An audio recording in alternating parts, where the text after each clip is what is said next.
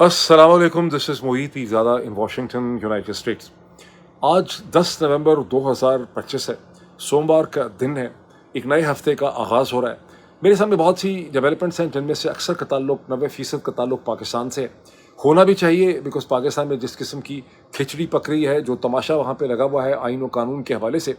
लेकिन मैं आपसे रिक्वेस्ट करूंगा कि इस वीडियो को आखिर तक देखिए, क्योंकि मैं आपको एक्सप्लेन करना चाहता हूं टुवर्ड्स द एंड कि तुर्की के सदर रजब तैयब एर्दोगान मशरक़ वस्ती में एक ट्रायंगुलर रिलेशनशिप में तुर्की, इसराइल और अमेरिका के दरमियान अपने पत्ते कितनी स्मार्टली और कितनी एग्रेसिवली खेल रहे हैं, जिसके नतीजे में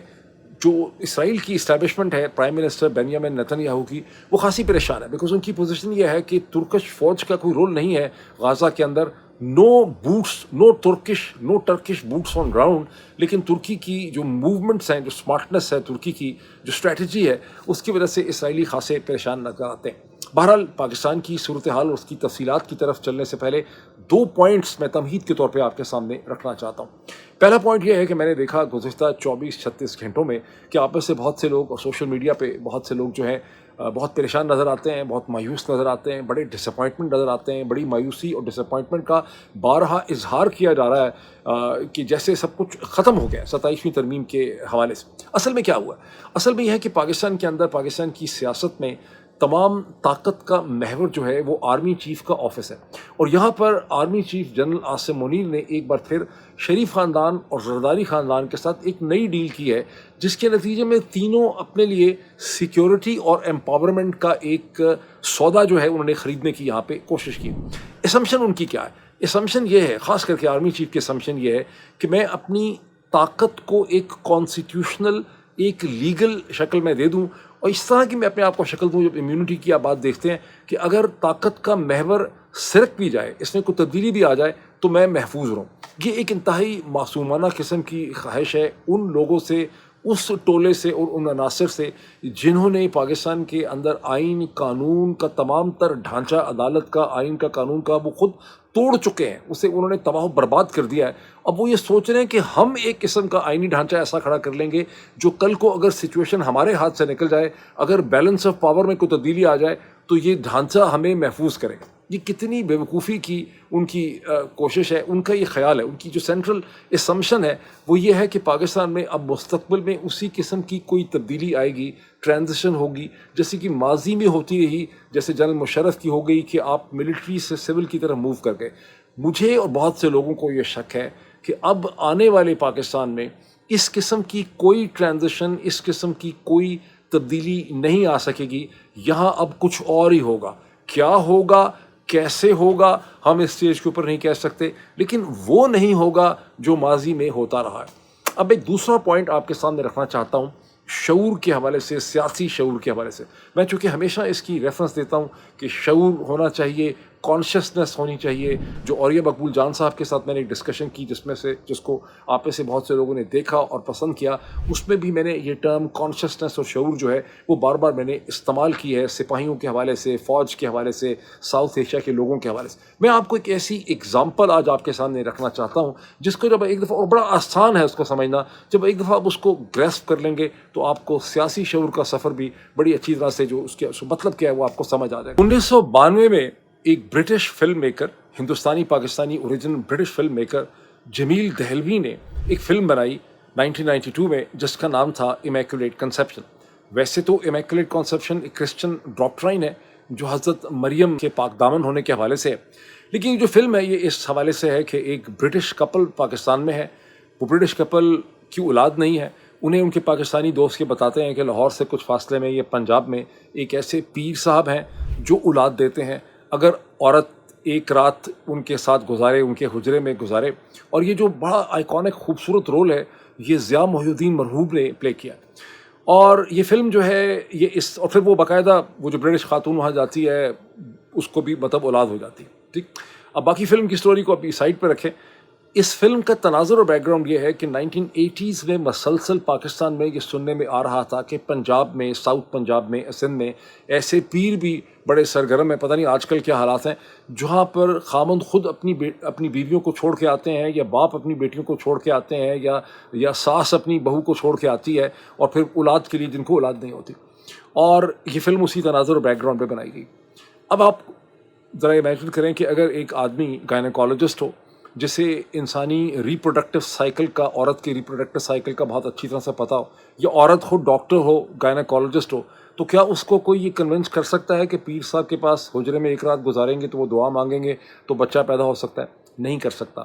اسی طرح سے معید پیرزادہ کا بتا دینا، عمران ریاض کا بتا دینا، بیرسٹر شہزاد اکبر صاحب کا ایکسپلین کر دینا، گل صاحب کا کچھ ایکسپلین کر دینا، یہ انڈرسٹینڈنگ نہیں ہے، یہ شعور نہیں ہے. شعور اور انڈرسٹینڈنگ وہ ہے جس طرح سے ایک گائنیکالوجسٹ کو ریپروڈکٹیو سائیکل کا پتہ ہے، ایک ڈاکٹر کو ریپروڈکٹیو سائیکل کا پتہ ہے، اسی طرح سے ہم لوگوں کو، آپ لوگوں کو، ہر انسان کو پاکستان کے پولیٹیکل پروسیس کو انڈرسٹینڈ کرنا ہے. جب ایک دفعہ پاکستان کے پولیٹیکل پروسیس کے اپ اینڈ ڈاؤن اس کی جو ساری کہانی ہے اسے آپ انڈرسٹینڈ کر لیں گے تو پاکستان کی ایلیٹ کی جو یہ چالاکیاں ہیں، کبھی ہندوستان کے نام پہ، کبھی افغانستان کے نام پہ، کبھی دہشت گردی کے نام پہ، کبھی اس کے نام پہ، کبھی اسرائیل کے نام پہ، یہ تمام چالاکیاں جو ہیں وہ ناکام ہو جائیں گی اور فیل ہو جائیں گی. اب چلے ذرا تفصیلات کی طرف. تفصیلات غیر آئینی، غیر قانونی جو ترمیم ہے اس کے اوپر جو ایک ریئیکشن، رد عمل پاکستان میں بلڈ اپ ہو رہا ہے، اس کے دو قسم کے پہلو ہیں. ایک تو خالصاً سیاسی ریئیکشن ہے جو آپ تحریک تحفظ آئین پاکستان، جس کے لیڈر محمود خان اچکزئی ہیں، جن کے ساتھ راجہ ناصر عباس ہیں، دونوں کو عمران خان نے نامینیٹ کیا ہوا ہے as leader of the opposition in National Assembly and leader of the opposition in Senate. ایک ان کی طرف سے ریئیکشن ہے جن میں آف کورس پاکستان تحریک انصاف کا ریئیکشن ہے. ان دونوں نے ایک دن پہلے، 1.5 دن پہلے ایک جوائنٹ پریس کانفرنس بھی کی، ایک جوائنٹ انہوں نے ویڈیو ایشو کی جس میں انہوں نے کہا کہ ہم اسے پارلیمنٹ سے منظور نہیں ہونے دیں گے، ہم پارلیمنٹ کو چلنے نہیں دیں گے، ہم اس کے خلاف ایک تحریک کا آغاز کریں گے. پھر انہوں نے اس میں کچھ نعرے دیے جس میں ایک پرنسپل نعرہ، 4 نعرے ہیں لیکن پرنسپل نعرہ یہ ہے کہ ایسے دستور کو، صبح بے نور کو میں نہیں مانتا. وہ جو شہباز شریف صاحب ہمیشہ گنگناتے رہے ہیں اسے ٹرن اراؤنڈ کرنے کی یہاں پہ کوشش ہے. پھر اس کے علاوہ انہوں نے بلکہ کہہ دیا کہ سنڈے کی رات 8:30 بجے سے ہماری یہ موومنٹ جو ہے، جو تحریک ہے ہماری شروع ہو رہی ہے اس کے خلاف، اور ہم پارلیمنٹ کو کام نہیں کرنے دیں گے. اور پھر کچھ لوگ مختلف شہروں کے اندر نوجوان نکلے بھی، کوئی زیادہ نہیں نکلے. پھر یہ بھی کہا گیا ہے کہ اسی ہفتے ایک بہت بڑی کانفرنس جو ہے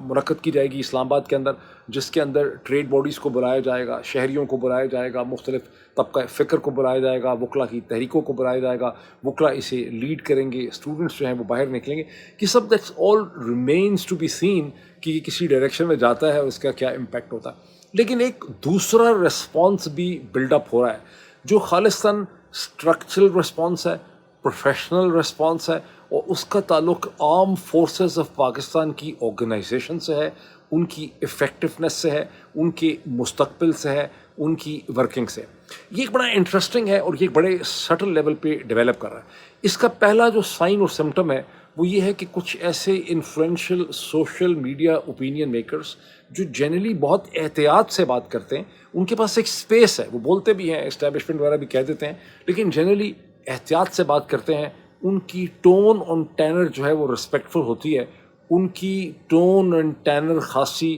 گستاخانہ ہو گئی ہے، اس میں بڑی سختی اور تلخی آ گئی ہے، اور ایسا لگتا ہے کہ ان کو کہیں سے کوئی ایک سپورٹ محسوس ہو رہی ہے ایک نئے بڑے جارحانہ بیانیے کے لیے. اب یہ محض میری ایک ہنچ ہے یا اس کے اندر کچھ ہے، یہ ہمیں اگلے آنے والے چند دنوں یا ہفتوں میں اس کا پتہ چلے گا. مزید میں کچھ ایسے پوائنٹس آپ کے سامنے رکھتا ہوں جس سے یہ سچویشن ذرا بہتر کلیئر ہو سکے گی. اب یہ دیکھیے کہ جو پروپوزل اس وقت سامنے ہے، جو اصل میں بڑا خطرناک پروپوزل ہے، وہ پروپوزل یہ ہے کہ پاکستان کے آرمی چیف اور جو chief of the defence forces CDF کا آفس ہوگا، انہیں مرج کر دیا جائے گا. یعنی army chief he chief of the defence forces بھی ہوں گے، اور پاکستان نیوی اور پاکستان ایئر فورس جو ہے وہ ان کے ماتحت کام کرے گی. خاصا انٹرسٹنگ، بہت بڑی بات ہے یہ. اور ساتھ ہی جو امیونٹی ہے کہ آرمی چیف کے لیے، نیول چیف کے لیے، ایئر فورس چیف جو ہیں ان کے لیے ساری عمر کے لیے وہ یونیفارم، جب تک وہ زندہ ہیں انہوں نے یونیفارم پہنا ہوگا، ان کے پاس پریولیج ہوگا. ان کے اس پریولیج کو کوئی گورنمنٹ ایگزیکٹو ایکشن سے پرائم منسٹر ختم نہیں کر سکتا، کوئی حکومت ان سے پریولیج نہیں چھین سکتی. اس کا ایک طریقہ وہی ہوگا کہ سپریم کورٹ کی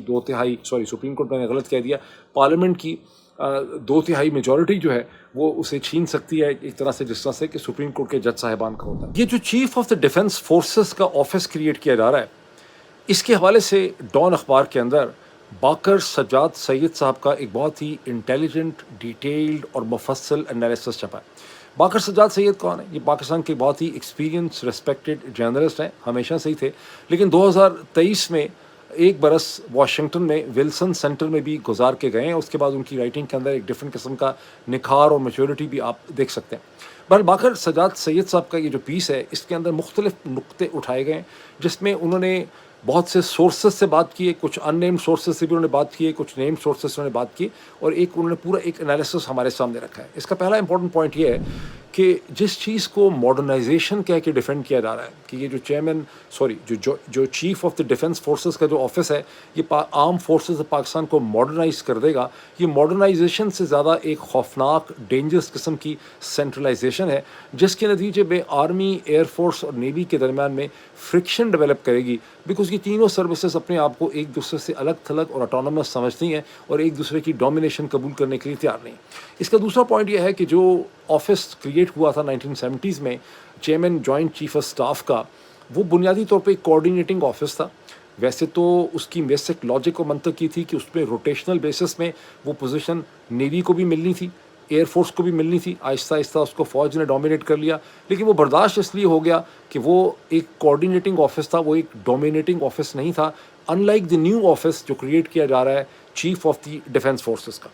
پھر باقر انالیسس میں یہ بتاتے ہیں کہ ان ایئر فورس نیوی کے آفیسرس میں بڑی رائولری رہتی ہے یہ آپس میں، اور میں اس کو واؤچ کر سکتا ہوں بیکاز میں نیشنل ڈیفنس یونیورسٹی میں جب لیکچر دیتا رہا ہوں بہت دیر تک، تو وہاں پہ تینوں سروسز کے آفیسر موجود ہوتے تھے، الگ الگ میری سب سے بات بھی ہوتی رہی، اور مجھے یہ پتہ ہے کہ ایئر فورس اور نیوی کے آفیسرس کا جو ورلڈ ویو ہے، ان کا جو چیزوں کو دیکھنے کا انداز ہے، خواہ وہ بلوچستان ہو، ٹی ٹی پی ہو، ہندوستان ہو، امریکہ ہو، وہ آرمی کے افسران سے ان کی سوچ جو ہے وہ مختلف ہوتی ہے۔ یہ تین ڈفرینٹ قسم کی سوچیں ہیں، ان کو ایک سی ڈی ایس کے یا ایک سی ڈی ایف کے نیچے لانا جو ہے وہ خاصا مشکل کام ہوگا، اور باقر سجاد سید کا انالیسس یہی کہتا ہے کہ اس کو امپلیمنٹ کرنا جو ہے وہ بہت مشکل ہوگا، اس کو امپلیمنٹ کرنا۔ اس میں چیز نوٹ کریں کہ اگر ایک ایسا سی ڈی ایف کا آفس بن جاتا ہے تو آرمی، ایئر فورس، نیوی کی جو نیوی اور ایئر فورس کی ٹرانسفر پوسٹنگز اور پروموشنز ہیں وہ کون کرے گا؟ اس کا فائنل ڈیسیجن کیا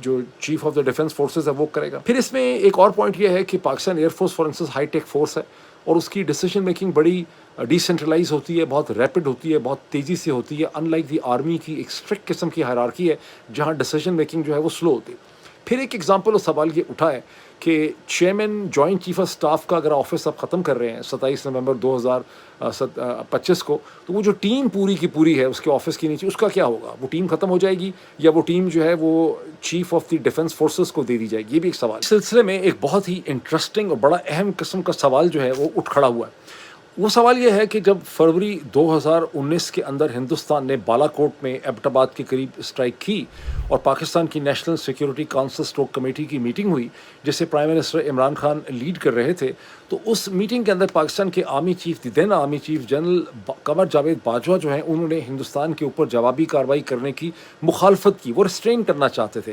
لیکن اسی میٹنگ کے اندر جو chairman joint chief of staff تھے جنرل زبیر حیات اور جو ایئر فورس کے چیف تھے، انہوں نے اس کی مخالفت کی اور وہ جوابی کارروائی کرنا چاہتے تھے، جس کی پرمیشن جو ہے وہ اس وقت کے پرائم منسٹر عمران خان نے دی۔ اب امیجن کریں کہ اگر ایک آفس کریٹ ہو جاتا ہے، سینٹرلائز قسم کا آفس، جو chief of the defence staff جس کے ماتحت ہے ایئر فورس اور نیوی، اور آپ کے پاس اس قسم کی پلورلٹی آف تھاٹ نہیں ہے، تو اس کا مطلب ہے کہ ساری کی ساری decision making including the use of the nuclear weapons and all that, وہ صرف اور صرف ایک آدمی کی ڈیسیجن میکنگ ہوگی۔ بیکاز اب جو یہاں پہ پروپوزل ہے، پھر نیشنل کمانڈ اتھارٹی کا کیا ہوگا؟ نیشنل کمانڈ اتھارٹی جو 2000 میں قائم کی گئی تھی، آج سے 25 برس پہلے، جس کے اندر پرائم منسٹر جسے لیڈ کرتے ہیں سویلین سائڈ سے، apart from the prime minister, اس کے اندر پاکستان کے فورن منسٹر، پاکستان کا ڈیفنس منسٹر، پاکستان کا انٹیریئر منسٹر، پاکستان کا فائننس منسٹر ہوتا ہے، اور آرم فورسز کی سائڈ سے army chief, naval chief, air force chief کے علاوہ D G Inter Services Intelligence اور ڈی جی آئی ہوتے ہیں، اور یہ ایک پورا کمبینیشن ہے۔ اب یہاں پہ پروپوزل سے ایسا لگتا ہے کہ اس نیشنل کمانڈ اتھارٹی کو آپ ایک اسٹریٹجک فورس سے یا اسٹریٹجک کمانڈ سے ریپلیس کرنا چاہتے ہیں۔ اس کے ہیڈ نے ابھی لگنا ہے، اور وہ ہیڈ لگے گا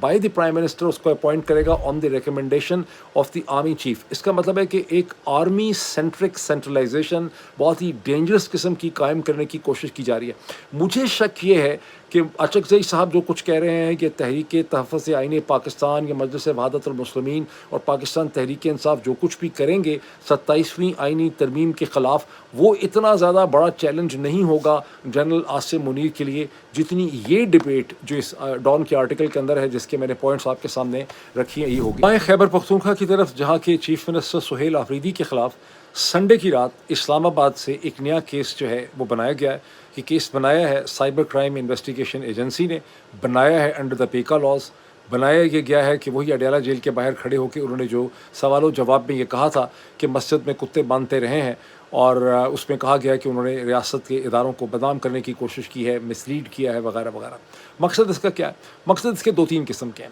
ایک مقصد تو یہ ہے کہ سہیل آفریدی کو مزید سے مزید کنٹروورشل بنایا جائے، انہیں انڈر پریشر لایا جائے، انہیں ڈیمونائز کیا جائے۔ لیکن اس کا دوسرا بھی مقصد ہے۔ دوسرا مقصد یہ ہے کہ سہیل آفریدی جو 5 دفعہ آ چکے ہیں اسلام آباد، اور ہر دفعہ آ کے اڈیالہ جیل کے باہر دھرنا دے دیتے ہیں، وہاں پہ رپورٹرز کے ساتھ بات کرتے ہیں، ان کے اوپر ایک ایسا دباؤ رکھا جائے، ان کو ایک ایسا ڈرایا جائے کہ ان کا اسلام آباد آنا جو ہے وہ خطرناک ہے، تاکہ وہ اسلام آباد جو ہے وہ نہ آ سکیں، اور پھر مختلف عدالتوں کے ذریعے، میجسٹریٹ کے ذریعے ان کی قانونی جو دشواریاں ہیں اس میں اضافہ کیا جائے، ان کو بیل نہ مل سکے، ان کو راہداری نہ مل سکے۔ یہ یہاں پہ اس کے گول ہے۔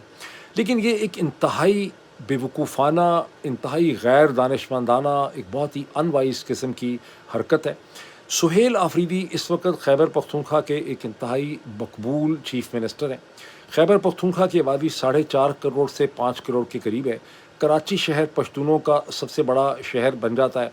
یہ ایک انتہائی پولیٹیکلی ڈویزو قسم کی حرکت ہے، جس سے پاکستان کے مختلف لوگوں کے درمیان، صوبوں کے درمیان اور ایتھنیسٹیز کے درمیان میں دوریاں مزید بڑھیں گی۔ آلریڈی جو یہ ساری کیمپین کی گئی تھی سہیل آفریدی کو ڈیمونائز کرنے کی، گندا کرنے کی، کنٹروورشل بنانے کی، اس نے جی ایچ کیو کے اوپر بہت بری طرح سے بیک فائر کیا ہے۔ جب آپ ٹویٹر کے اوپر یہ دیکھتے ہیں کہ درجنوں لوگوں نے یہ کہنا شروع کر دیا کہ ہمارے پاس بھی ایویڈنس ہے، فلاں مسجد میں اس طرح سے کتے باندھے گئے، اس طرح سے توہین کی گئی، پھر ایسی ویڈیوز آ گئیں جس میں لوگ یہ کہہ رہے تھے کہ کسی کی بیٹی اٹھا لی گئی، اس کا ریپ کیا گیا، اس کے ساتھ زیادتی کی گئی، اس طرح کی بہت سی چیزیں آئیں۔ اس سے یہ جو پوری پروپیگنڈا کیمپین لانچ کی گئی سہیل آفریدی کے خلاف، یہ الٹی جسے کہتے ہیں نا لینے کے دینے پڑ گئے۔ اللہ ہی مطلب ان کو کوئی سمجھ سکھائے۔ چل موونگ فارورڈ، افغانستان کے حوالے سے پاکستان کے فورن آفس نے گزشتہ 24 گھنٹوں میں ایک بڑی اسٹرانگ اسٹیٹمنٹ دی ہے، جس میں انہوں نے ترکی اور قطر کا تو بہت شکریہ ادا کیا کہ انہوں نے ہماری مدد کرنے کی کوشش کی ہے، لیکن افغان حکومت کے بارے میں یہ کہا ہے کہ انہوں نے بالکل بھی کوآپریٹ نہیں کیا۔ 2021 کے بعد سے پاکستان میں ٹی ٹی پی کے حملوں میں، کراس بارڈر حملوں میں بہت زیادہ اضافہ ہو گیا ہے۔ افغان حکومت کسی اور حکومت سے، بیرونی عناصر یا تھرڈ پارٹی سے پیسے لے کے یہ سب کچھ کرا رہی ہے، اس کی ایویڈنس تو خیر کوئی بھی نہیں ہے۔ اچھا، اب اس پہ یہ تو پاکستانی پوائنٹ آف ویو ہے کہ ہم بڑا سخت اس کا جواب دیں گے کہ کچھ ہوگا، لیکن میں دیکھ رہا تھا کہ جو افغانستان کا جو ذرائع ابلاغ ان کا ایک انگریزی کا اخبار ہے تولو نیوز، وہاں 3 قسم کی خبریں میں نے اس حوالے سے دیکھی، وہ بڑی انٹرسٹنگ ہیں۔ پہلی ایک خبر جس کی ہیڈ لائن میں آپ کو دکھانا چاہتا ہوں، وہ ہے ان کے فورن منسٹر امیر خان متقی جو ہیں، وہ ان کی بھی کوئی فورن سروسز اکیڈمی ہے، جہاں پہ جو نئے ڈپلومیٹس جب گریجویٹ ہو رہے تھے تو وہ وہاں پہ گئے، اور وہاں سوال و جواب میں انہوں نے یہ کہا کہ پاکستان نے ہم سے جو مطالبات کیے ہیں استنبول میں، وہ ان ریزنیبل بھی ہیں اور بڑے امپریکٹیکل ہیں، ہم انہیں امپلیمنٹ ہی نہیں کر سکتے۔ انہوں نے کہا کہ پاکستان ہم سے یہ مطالبہ کرتا ہے کہ پاکستان میں کسی بھی قسم کا حملہ نہیں ہونا چاہیے، ہمارے یہ پاس ممکن ہی نہیں ہے کہ ہم اس کی کوئی گارنٹی جو ہے وہ پاکستان کو دے سکیں۔ اچھا، پھر انہوں نے یہ یاد کروانے کی پاکستان کو کوشش کی ہے کہ کیا پاکستان کے لوگ بھول گئے ہیں کہ 9/11 کے بعد سے یہ ٹی ٹی پی کا مسئلہ پاکستان کے اندر چلا آ رہا ہے، اور اس سارے ٹائم پیریڈ میں پاکستان نے افغانستان کو اس کے لیے متضرر الزام نہیں ٹھہرایا تھا، یہ انہوں نے ایک ٹوٹلی نئی کہانی جو ہے وہ بنا لی۔ اور مجھے یاد ہے کہ 2005 یا 6 میں سلیم شہزاد مرحوم جو ہیں، انہوں نے پہلی دفعہ ایک سٹوری ٹائمز آن لائن میں، ایشیا کا ایک پیپر ہوتا تھا آن لائن، اس میں پہلی دفعہ انہوں نے سٹوری لکھی تھی کہ کس طرح سے خیبر پختونخوا ارسوائل فاٹا کے اندر یہ ٹی ٹی پی بھی ایک چیز جو ہے وہ نمودار ہوئی ہے۔ اس کے بعد سے کبھی، بلکہ نیریٹو پاکستان میں یہ تھا کہ یہ CIA امریکی جو ہے یہ کر رہے ہیں، یہ ہندوستانی کر رہے ہیں، کبھی افغان طالبان کا اس میں نام نہیں لیا گیا تھا۔ یہ بات ہے۔ ایک اور سٹوری جو ہے تولو میں یہ کہتی ہے کہ افغانستان پاکستان کے درمیان ایک جوائنٹ اسے کہتے ہیں چیمبرز ہے کامرس، چیمبرز آف کامرس ہے، اور چیمبرز آف کامرس نے یہ ایسٹیمیٹ کیا ہے کہ جو بارڈر بند کیا ہوا ہے بلوچستان سے خیبر پختونخوا سے، اس سے اب تک دونوں سائڈ کے ٹریڈرز کو، بزنس کمیونٹی کو اندازاً $100 ملین سے زیادہ کا نقصان جو ہے وہ ہو چکا ہے۔ اچھا، ایک اور بڑا انٹرسٹنگ انالیسس افغانستان میں چھپا ہے، وہ بہت ہی انٹرسٹنگ ہے۔ وہ انالیسس کا ہیڈ لائن یہ ہے کہ افغانستان بدقسمتی سے is now in the shadow of the Pakistan armies empowerment plans, کہ پاکستان آرمی اپنے آپ کو امپاورمنٹ کرنے کی جو پالیٹکس کر رہی ہے اس میں افغانستان پھنس گیا۔ اصل میں یہ مس لیڈنگ ہیڈ لائن ہے، پاکستان آرمی کیا امپاورمنٹ کر رہی ہے،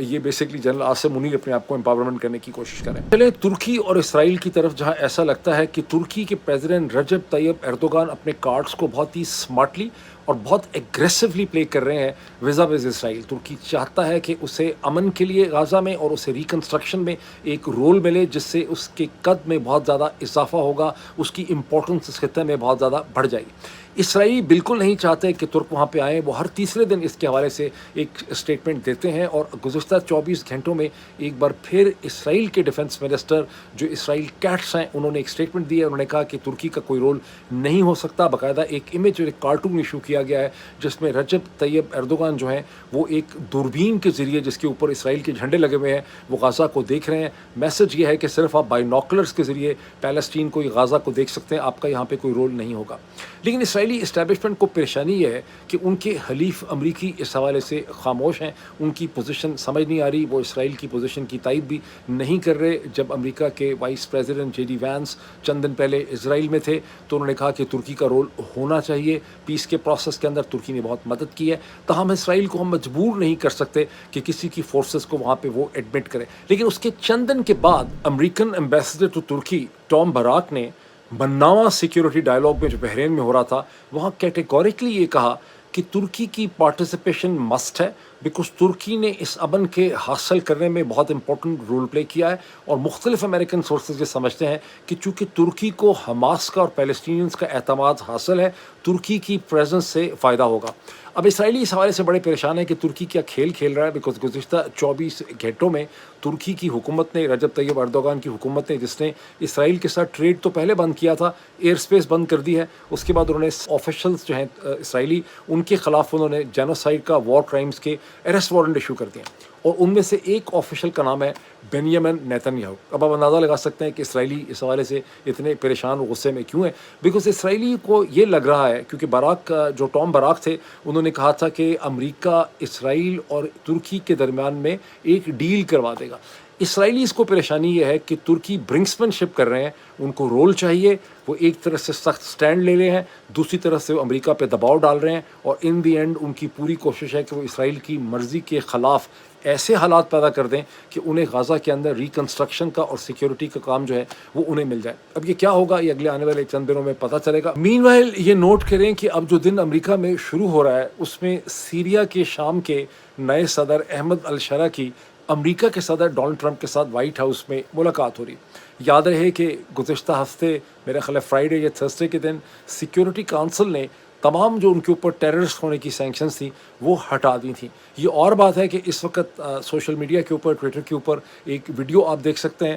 جس میں ایک فارمر امریکن ایمبیسڈر ایک کانفرنس میں لوگوں کو یہ بتا رہے ہیں کہ کیسے انہوں نے اور برٹش انٹیلیجنس MI6 نے احمد الشرا کو ایک دہشت گرد سے ایک اسٹیٹسمین میں بدلا۔ آپ نے 20ویں صدی کے شروع میں ایک کیریکٹر لارنس آف عربیہ کا نام سنا ہوگا۔ جب لارنس آف عربیہ عربوں کے ساتھ مل کے کام کر رہے تھے تو بہت کم عرب لیڈر ایسے تھے مشرق وسطیٰ میں جن کو یہ پتہ تھا کہ کرنل لارنس جو ہیں وہ برٹش انٹیلیجنس کا ایجپٹ کے اندر جو عرب بیورو تھا اس میں وہ کام کرتے تھے، جس کا مقصد یہ تھا کہ سلطنت عثمانیہ کو آپ نے توڑنا ہے، اس کو مشرق وسطیٰ میں اس کے ٹکڑے ٹکڑے کر رہے ہیں۔ پر یہی میں بات ختم کر دیتا ہوں، باقی مزید کچھ کہنے کی مجھے ضرورت نہیں۔